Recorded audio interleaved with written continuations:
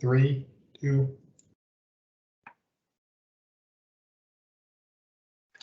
Good evening, everyone, and welcome to DTE's Clean Vision Plan Open House.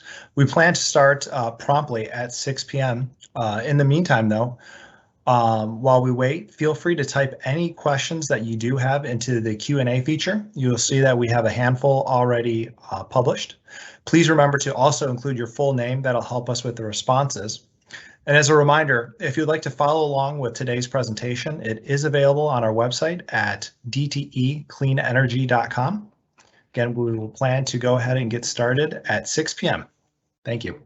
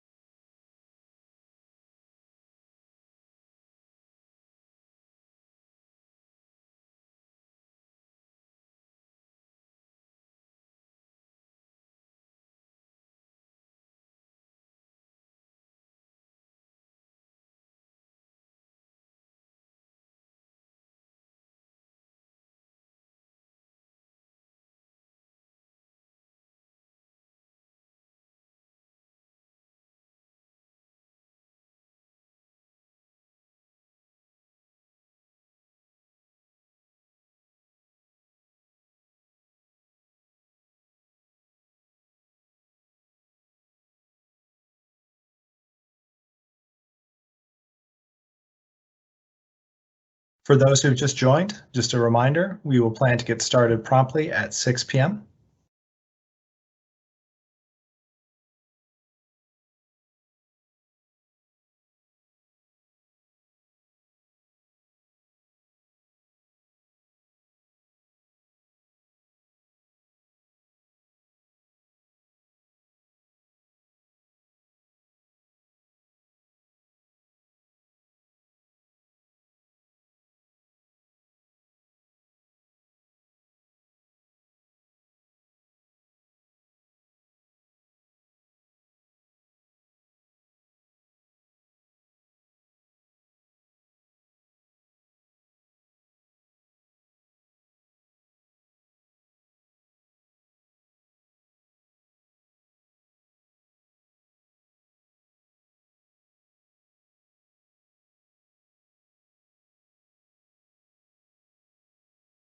Excellent. I see 6 p.m. has come about. So thank you for joining us today for DTE's first public open house on our updated Clean Vision plan, which we'll be filing later this year. My name is Ryan, and I'll be moderating today's event. I want to go over a few things, though, before we get started.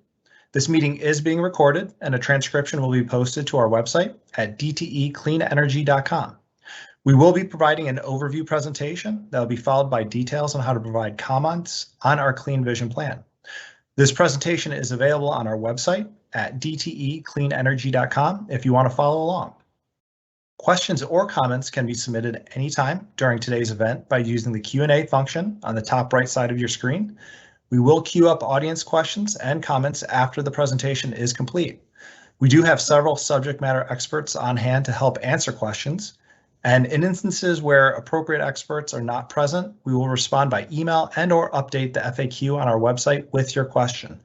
Please make sure to include your name in the question or comment, and that'll help us provide responses.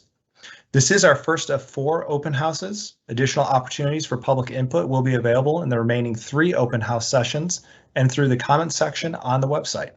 If you are having technical difficulty, please contact DTE_electric_clean vision at dteenergy.com. Now we'll go over 2 helpful tips for today's meeting. First, to turn on closed captioning, look to the lower right corner of the Teams screen for a button marked CC. Click the button to turn on and off captions. To ask a question, you can click on the thought bubble with a question mark on the top right corner of your screen. And again, feel free to queue up any questions throughout today's discussion. And that's it for our housekeeping items. Let's go ahead and move on to tonight's agenda. The focus of our discussion is going to be on DTE Electric's Clean Vision Plan. We will review what an Integrated Resource Plan, or an IRP, is, which is an outline of utilities generation plan for how it will provide energy to its customers in the future. We'll provide an overview of the IRP modeling process. Then we will recap our 2019 IRP, which is the most recent IRP for DTE Electric, and review what our planning objectives are related to our upcoming Clean Vision Plan. We're going to provide a quick survey link to gain your feedback on areas of interest, planning objective priorities, and suggestions for future open house sessions. Your responses will help us focus our planning and engagement and help us determine the topics we'll address in future sessions. We will be hosting 3 additional meetings, one in February, March, and April. The dates are included on this page, so mark your calendars. We will provide additional details closer to the event date on our website at dtecleanvision.com. Be sure to please mark your calendars for upcoming open house meetings. These meetings will be virtual in order to both continue to stay safe during the COVID-19 pandemic and to reach customers across our service territory. And updates on these meetings, as well as meeting logistics, will be posted to the website.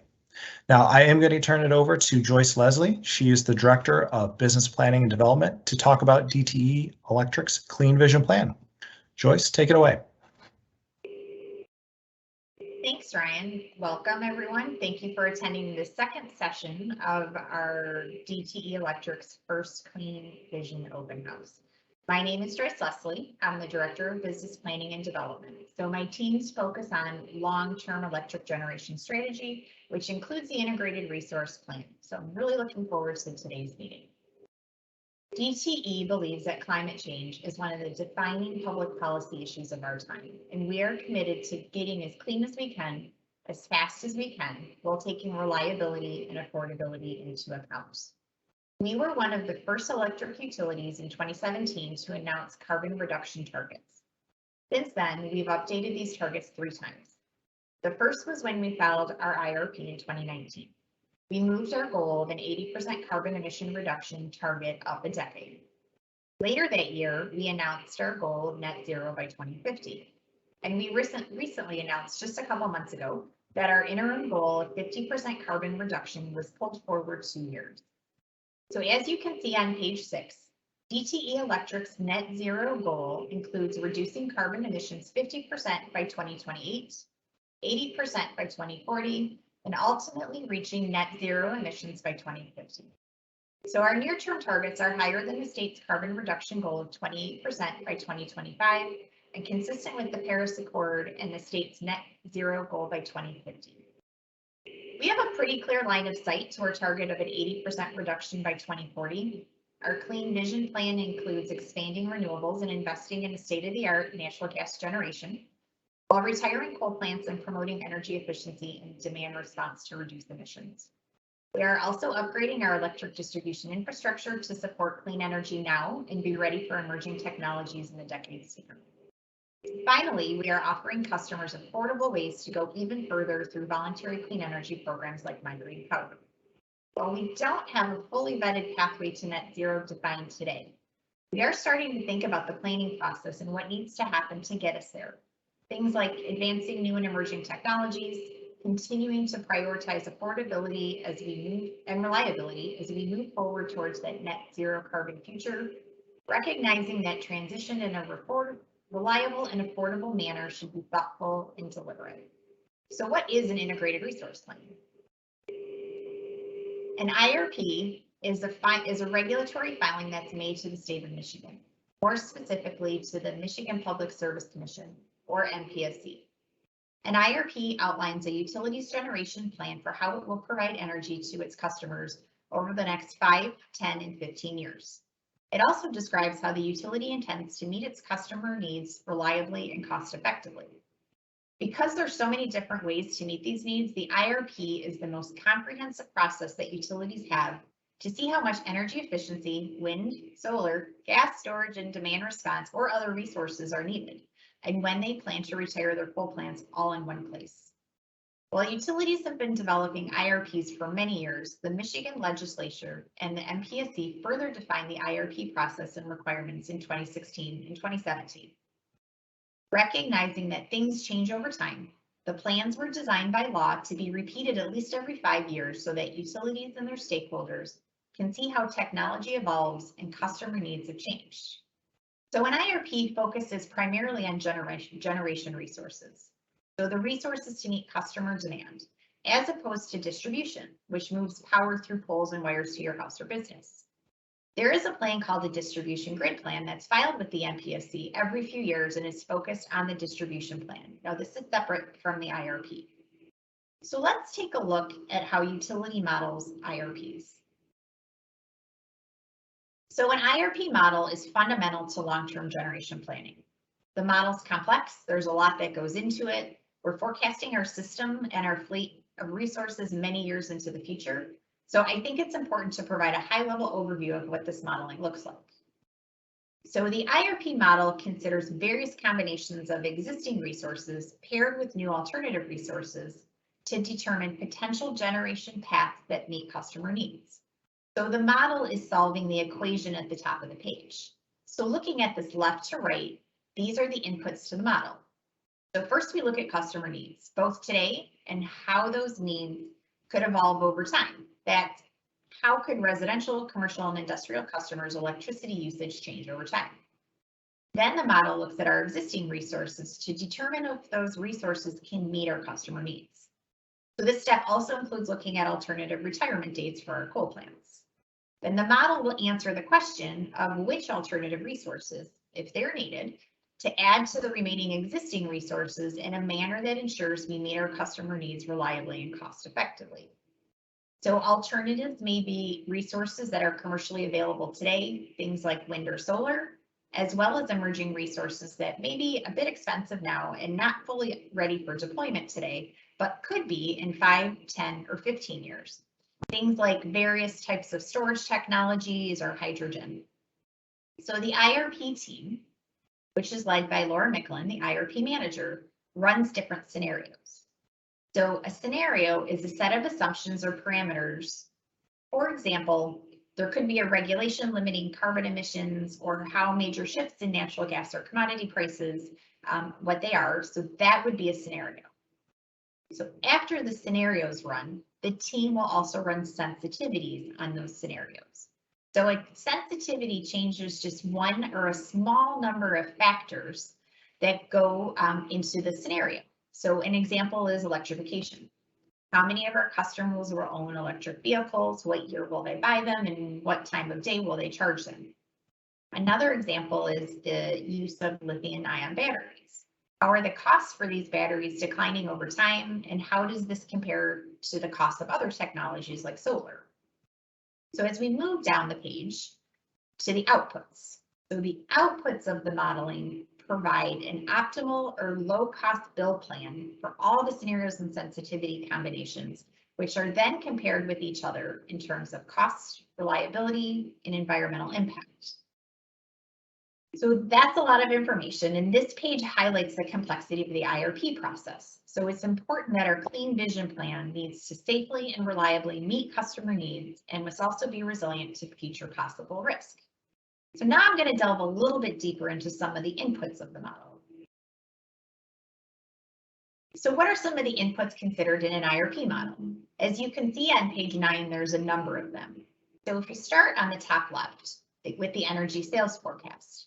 This is how much energy customers will need today and in the future, and when that energy is needed the most, or the peak time of day, including a reserve amount. We also consider energy efficiency or energy waste reduction. This represents ways to permanently lower the amount of energy customers use and need. So energy efficiency is considered a reduction of the sales forecast. So if we keep going to the right, we have demand response. So demand response is a way to minimize or shift customer energy needs. Think about your interruptible air conditioner as an example. So utilities must file their energy and demand response programs with the state. To the far right on the top, we see existing generation. So these inputs include existing and approved generation, things like our Bell River or Monroe power plants, Ludington pump storage facilities, and all of our wind and solar sites. So there was a mandate to have 15% of sales sourced by renewable energy by 2021.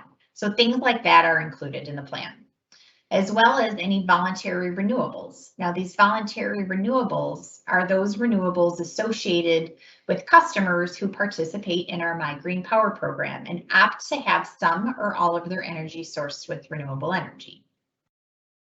So if we move down to the bottom row now, into the new generation.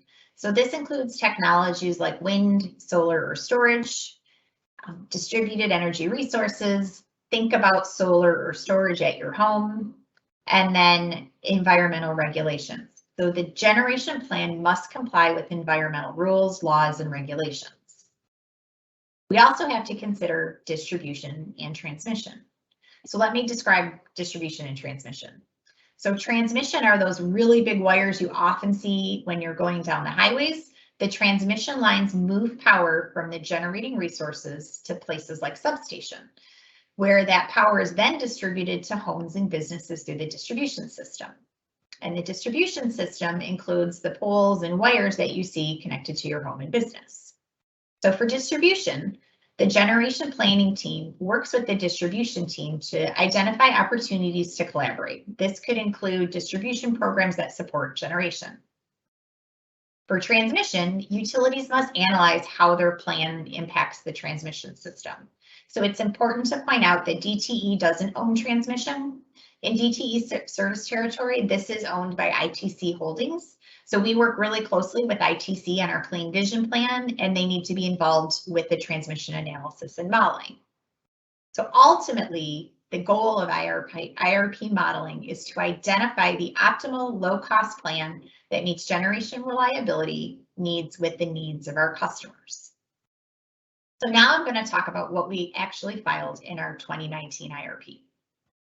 So we filed our IRP in 2019. In the near term, the IRP included things like the accelerated retirement of 3 coal plants. That's River Rouge, St. Clair, and Trenton. So these plants were identified for closure in 2023 and were moved to 22. We ultimately closed River Rouge last year, 1 year early than I just mentioned, and St. Clair and Trenton will be closing in May of this year. So it's important to remember that as we retire our plants, we have an objective to do this successfully, focusing on how we work with the communities and our employees. While there are benefits that may come with the retirement of a power plant, there are also impacts to employees, things like retraining and redeployment to new jobs, and communities, transitioning of the land and potential business presence. This calls for us to partner with stakeholders and to manage this process carefully. So in preparation for plant retirements, DTE established a vision to retire with pride. What that means stands for pride. People, respect, integrity, dignity, and engagement. Those are top of mind. So this approach is rooted in the concept that the plants and the employees who operate them every day have been partnering with our communities for nearly 75 years. And the initiative seeks to ensure that a thoughtful, dignified transition of those power plants, the employees, and those host communities is successful. We build this on a foundation of collaboration and communication among all stakeholders, keeping in mind that some of these plants have been around for decades and played a really important role in both DTE Electric's and the state of Michigan's history. So we continue to work closely with community leaders, government officials, and local businesses to foster development and investment within those impacted communities through grants and volunteer efforts. So for example, we worked with the River Rouge community and have put in place mentoring programs at the local high school. We've helped the city with grant writing proposals, and we've planted trees in the parks. The 2019 IRP also included an increase in renewables, including meeting the state's renewable portfolio standard of 15% in 2021. It also included an increase in our voluntary renewable builds to support the Migraine Power program. So the Migraine Power program is a voluntary green program that enables customers to attribute up to 100% of their energy use to Michigan-made wind and solar, whether they own or rent their home or office space. So customer participation in Migraine Power is voluntary, and this program has doubled for the third year in a row. Today, we have more than 46,000 residential, 450 small businesses, and 35 industrial customers enrolled in the program. In 2021, Migraine Power subscribers avoided nearly 420,000 tons of carbon emissions, which has the environmental benefit equivalent to taking more than 82,000 cars off the road for 1 year. We also increased our demand side management programs. So these are the programs like energy efficiency or demand response that are designed to encourage customers to modify not only their energy usage, but also the pattern of that usage. So the IRP included higher levels of energy efficiency, which was increased through a step change from 1.5% in 2019 to 2% in 2021, double the state requirement of 1%. From 2009 through 2020, our energy efficiency programs have saved customers over $5 billion on their bill and helped reduce emissions. DTE is also recognized as one of the leading energy companies in the nation for cost-effectively achieving high levels of energy efficiency savings, according to the American Council for an Energy Efficient Economy. And in 2022, DTE's low-income spend will rank 6th in the nation for total spend on low-income programs when compared to the ACEE 2020 Utility Energy Efficiency Scorecard results. We also increased our demand response program, which is recognized as one of the largest demand response portfolios in terms of peak demand energy savings. So we're on track to meet, have met, or exceeded all these near-term actions laid out in our 2019 IRP. Longer term, our plan, which went through 2034, included a total of 3,500 megawatts of renewables and the closure of Bell River Power Plant, which was planned for 2030 but moved to 2028. So although the state requirement is to file an IRP at least every 5 years, which would require DTE to file an IRP in the fall of 2023, we have decided to accelerate our IRP filing to October of this year. So now we'll move on to how this plan impacts the makeup of our generation mix and how we're making a measured transition towards cleaner and more diverse resources. So what you see on page 11 is a bar chart that shows our projected cleaner generation mix over time. The bar on the far left shows our generation mix in 2005. So 2005 is the baseline that's typically used in the electric industry to measure against. As you move to the right, we show our estimated generation mix in 2023 and 2028. We will have retired a total of approximately 3,300 megawatts of fossil fuel generation after we retire St. Clair and Trenton power plants in a few months. We will retire Bell River on coal by 2028. So if you look at the charts and you notice the gray areas, the gray area represents coal. We expect the amount of coal resources to be reduced by half by the end of next year and over 2/3 by 2028 from that baseline. We also will begin operations of the Blue Water Energy Center in May of this year. And by 2025, DTE will double its renewable energy generation with 50 plus wind and solar projects that will generate enough clean energy to power nearly 700,000 homes. In addition, as a company, by the end of this year, we're targeting a 25% reduction of energy, water, and waste at our facilities compared to 2016 levels. Now we're on track to exceed this target. We also provide habitats for hundreds of species of birds, mammals, fish, and insects in our service territory with over 35 sites certified under the Wildlife Habitat Council. So as I mentioned, we'll be filing an updated Clean Vision Plan later this year. So guiding our decision-making process are some overarching objectives. Earlier this year, we worked collaboratively with our distribution team to determine and identify objectives that could be aligned across both generation and distribution planning. So we identified 5 objectives. The 5 objectives will be used to guide our decisions. The objectives are safe, reliable and resilient, affordable, customer accessibility and community focus, and clean. So safe. Safety is the top priority for DTE. Our objective is to build, operate, and maintain our fleet in a manner that ensures the safety of not only the public and our workforce, but also meets all state and federal requirements. Reliability and resilient means having a power grid that is both reliable and resilient with minimal equipment outages and disruptions to our customers. Affordable, providing efficient and cost-effective service for our customers. Customer accessibility and community focus, providing flexible energy options to customers and ensuring that we have timely two-way communication with customers and stakeholders in all communities. And then lastly is clean, operating our systems in an environmentally sustainable manner and achieving net zero carbon emissions while further enabling a decarbonized economy in Michigan. So before I wrap up, I'll do a quick recap. So I provided an overview of DTE's Clean Vision Plan, what an IRP is, and the modeling that goes with an IRP, what we included in our 2019 DTE Electric IRP, and I reviewed the planning objectives that we will use related to our Clean Vision Plan. So as I mentioned, this is our first open house meeting, and we want to hear from you all to help us design the next 3 open houses. To do this, we'll be providing a short, quick 5-minute survey that you should see in the Q&A section. And there's also a live link included in the presentation.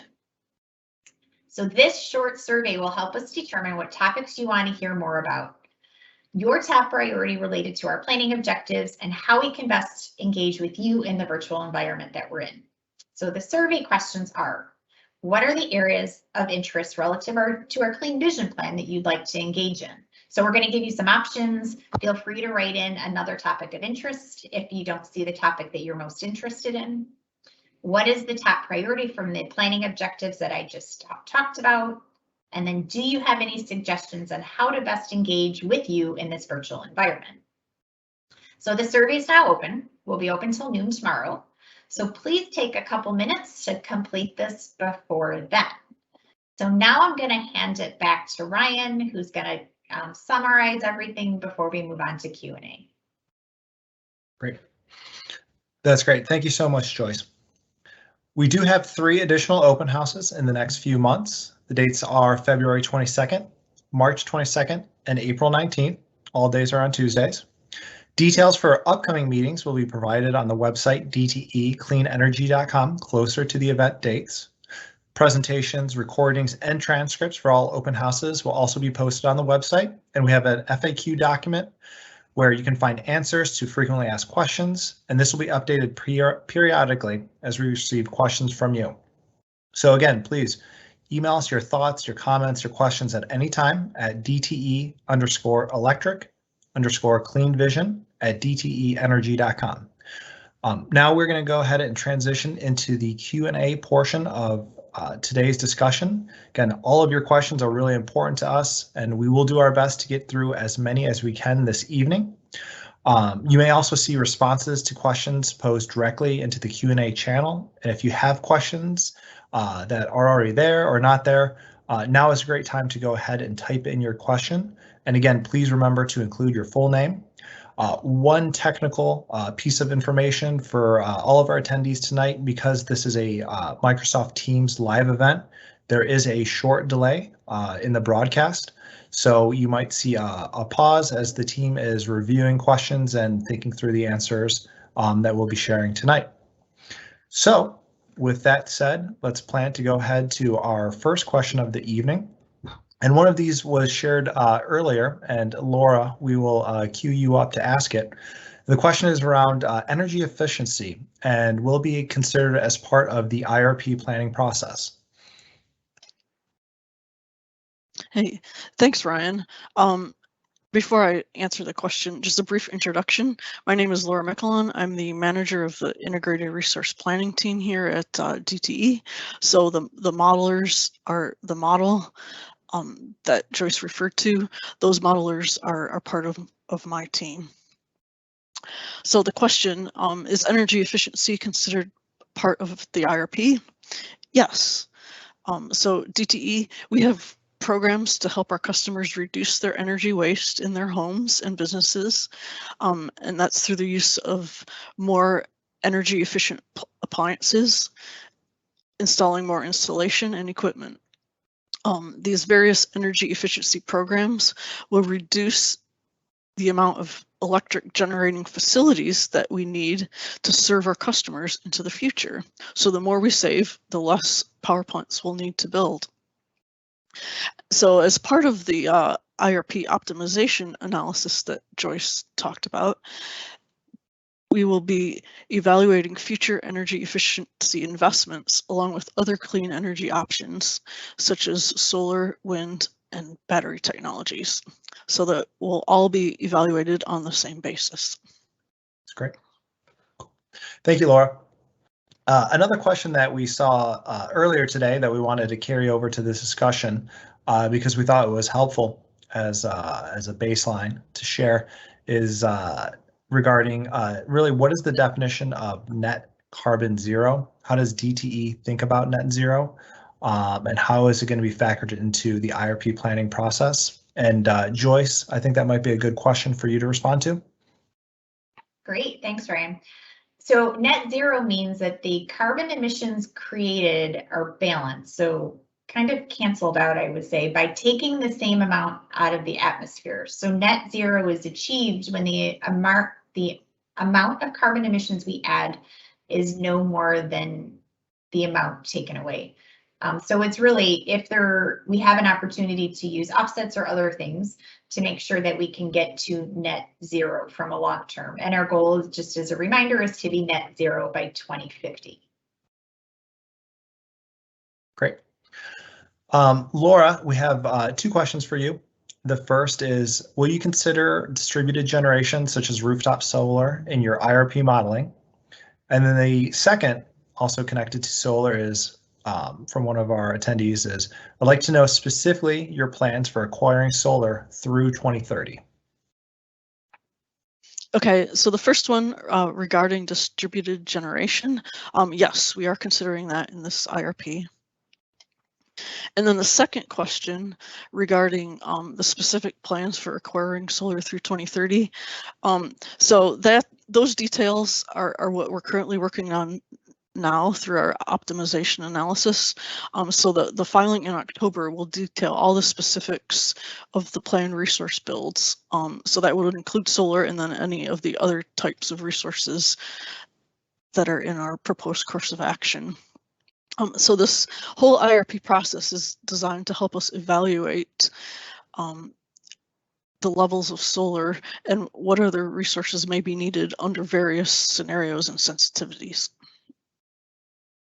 All right. Thank you, Laura. Joyce, another question for you. Do you plan to own the clean power plants? I assume that means solar as also probably wind and maybe even storage. All right, so thank you, Ryan. So I agree. I think that's referring to if we plan to own future generation assets. The IRP model does not take ownership into consideration. It is really focused on what the resource needs are to meet our customer demand under various sensitivities and scenarios. So ownership is not taken into account, but we are specific to renewables, which we are building right now. DTE is the largest producer in Michigan and investor in renewable energy. So over the next 2 years, DTE will double its clean energy generation and invest an additional about $2 billion in renewable energy infrastructure. So I hope I interpreted that question correctly and it answers the question that was being asked. Perfect. And again, if there are, if you have follow-up questions to anything that Joyce and Laura are responding to tonight, again, feel free to post it in the Q&A, or again, email us at DTE_electric_clean vision@dteenergy.com. And we're more than happy to provide more thorough and thoughtful response to any questions that come our way. Laura, the next question we have is we'll direct your way, and it's, are there special MISO queue processes for new renewable energy plants as you make this transition? Okay, thanks, Ryan. So in case the audience isn't familiar, MISO refers to the Mid-Continent Independent System Operator. So they are the entity who dispatches our generation on the transmission system across their service area. So MISO does have established interconnection queue processes. So for any new generation, we would be following all those established processes. If there's any more specific questions on this one, please go ahead and submit an email or type into the chat, because I would like to get our correct expert to respond to this one. Perfect. Thank you, Laura. The next two questions we'll address are from Bob. Question number one from Bob. He says, I'm a Migraine Power customer. How would you suggest I encourage my neighbors to join? Yard signs, handouts, other information. Well, Bob, first, thank you very much, not only on behalf of DTE Energy, but also on behalf of your neighbors for kind of doing your part and jumping in and attributing a portion of your energy to renewables. I would say the first thing you can do is we'll make sure to email, but we'll include as an announcement a link to our Migraine Power website. And we encourage that just to share that with your friends, your neighbors, colleagues, local businesses. We have roughly 46,000 residential Migraine Power customers to date. We have a couple hundred small businesses and what we term about 35 really large industrial Migraine Power partners. So again, we appreciate you joining the program and your interest in it. And again, also shoot us an email. We'd love to connect with you on ways that we can share more about the program. And then your second question, Bob, was on, does DTE have a team that partners with or offers assistance to local government sustainability boards and committees? Again, the answer is a resounding yes. We work collaboratively with local municipalities all the time. We have a dedicated team that really is the tip of the spear in working with municipalities, both on the sustainability side, but also on the operations side of the business. So again, feel free to email us if you have thoughts or questions on ways that we can partner in your local community. With that, Joyce, I'm going to turn it over to you for the next question. And the question states, this might be outside the scope of this meeting, but 2040 seems like a pretty late target date to retire such a large coal plant. And I believe he means Monroe, or she. Is there a possibility that date will move up? That's a great question. So our current retirement date for Monroe is by 2040, although those plant retirement dates and the future generation mix actually will be evaluated in this IRP as well as future IRPs. So we will look for opportunities to decarbonize, but we want to make sure we do it in a way that's affordable and ensures reliability. So we will look at that in this IRP as well as future ones, and 2040 is not out of the scope of that meeting. That is part of what we will be looking at through this IRP. Excellent, thank you. And again, if you do have questions or just even comments that you want to share, feel free to submit them to the Q&A queue. As we keep looking through, we'll just take a moment to take a second to review some of the questions that have come through.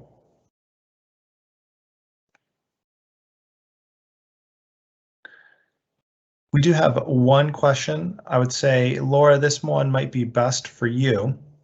Will DTE include a cost for carbon emissions while evaluating cost-effective generation options, perhaps particularly as you think about how your IRP modeling team tackles that? Yes, that's an excellent question. And we are including a carbon adder in some of our scenarios, not all of the market scenarios that Joyce described earlier. So in some of our scenarios, it's like a 0 carbon price adder, and then in some other ones, it's a higher price. It's I'd say probably starting around $5 a ton and then going up to roughly $20 a ton by the end of the study period. So what that does, if you're not familiar, if it basically puts a penalty on units that emit CO2, so they will not run as much or dispatch as much in our models, so they will get penalized, and the model will optimally select a lower carbon emitting technology over the higher carbon emitting ones. Excellent. Thank you, Laura. Joyce, the next question for you. Will this IRP utilize an all sources request for proposals for energy generation and/or energy storage? So there are certain requirements that we need to work through that are required by the Michigan Public Service Commission regarding RFPs. So we will, as we work through the IRP, we will determine exactly what those requirements are and make sure that an RFP will meet whatever those requirements state. So I'm not sure if that's an all source, if it will be renewable. So we have to still work through that as we work through our IRP process. Great. Another question that I'll go ahead and take. Will you encourage and facilitate home solar use? And I imagine that's both kind of DTE as a company, but also DTE as we think through the IRP process. And the answer is yes to both. As Laura mentioned earlier in the Q&A section, distributed generation like rooftop solar will be modeled in this IRP. And again, if you are a customer that is interested or in the process of installing rooftop solar, we have an entire page on our website dedicated to the interconnection process. So we will go ahead and drop a link in the chat or in the Q&A function. But again, more information and details on how current rooftop solar customers can partner with DTE is available at our website, and specifically look for key terms around interconnection. We'll give it just a moment. We have a couple more questions coming through.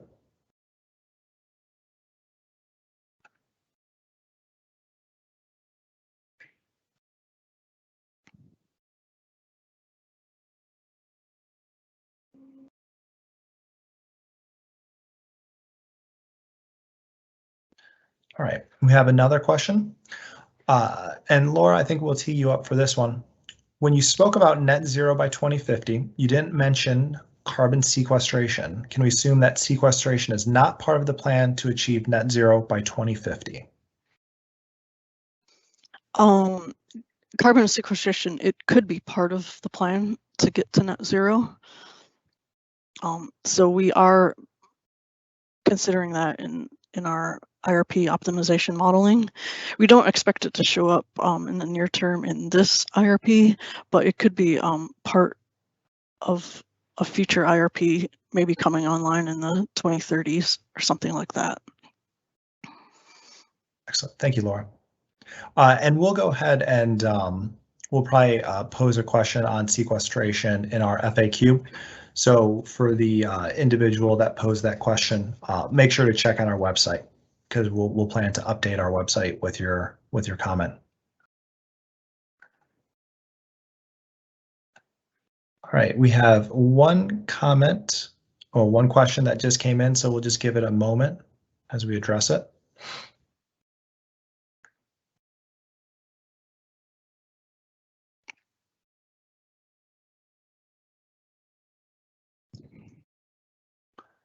This question is from Seth Epstein. The question is, while nuclear may be a low carbon generating resource, will the IRP model retiring nuclear as part of evaluating the most cost effective generating resources?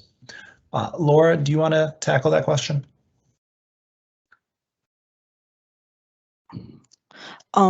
Sure. So right now, we have a license for our nuclear plant that goes all the way out to 2045. So that's kind of beyond the 20 years scope of this IRP.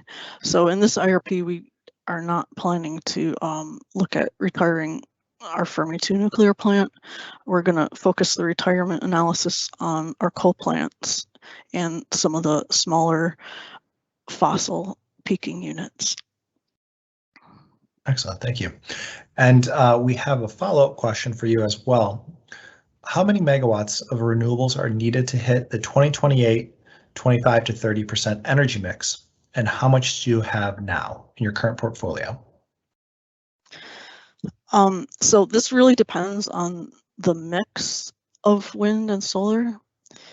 So I don't have the exact number in front of me right now, but I believe it is close to about 3,400 megawatts. And that would be, again, like I said, a mix of wind and solar, and that refers to the 2028 bar. And then the other part of the question, currently we have about 2,000 megawatts of owned wind and solar. Excellent. Thank you very much, Laura. We have a couple more questions coming into the queue, so we'll just pause for a moment. And again, we apologize with Microsoft Teams live events. There can be at times a delay of up to 15 to 20 seconds. So we're just evaluating the questions that are coming through, but we do appreciate everyone joining us tonight, and we want to respond to as many of these as we can.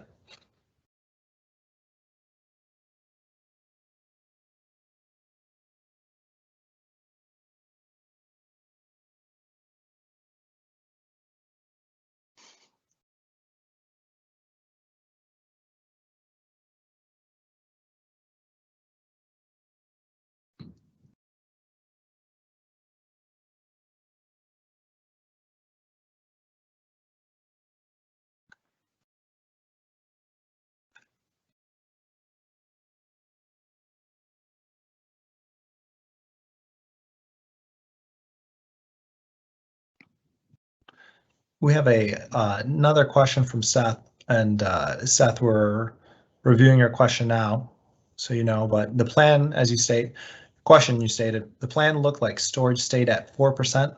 Does that mean DTE is not considering deployment of more battery storage as part of the planning process?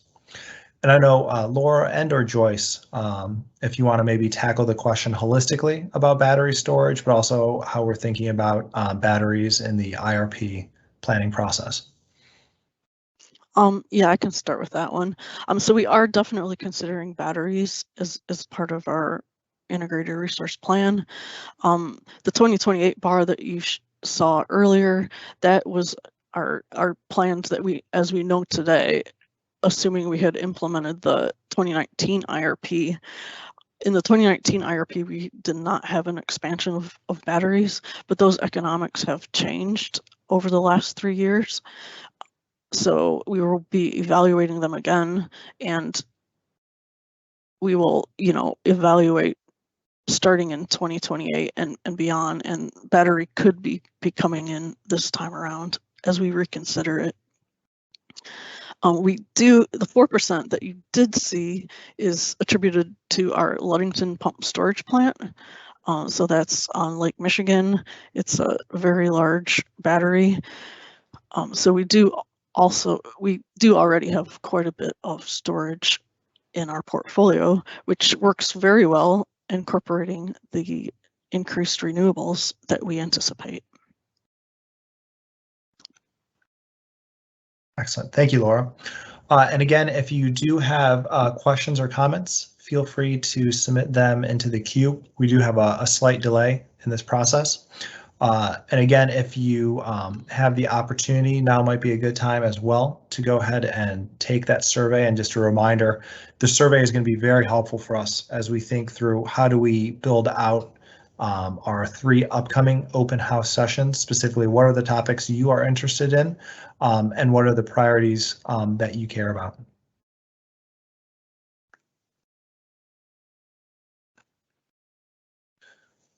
We'll give it a moment just to see if any other questions come through, and now might be a good time to snap the chalk line and say if you do have any final questions you want addressed, please go ahead and submit those. Seeing that things are slowing down a bit.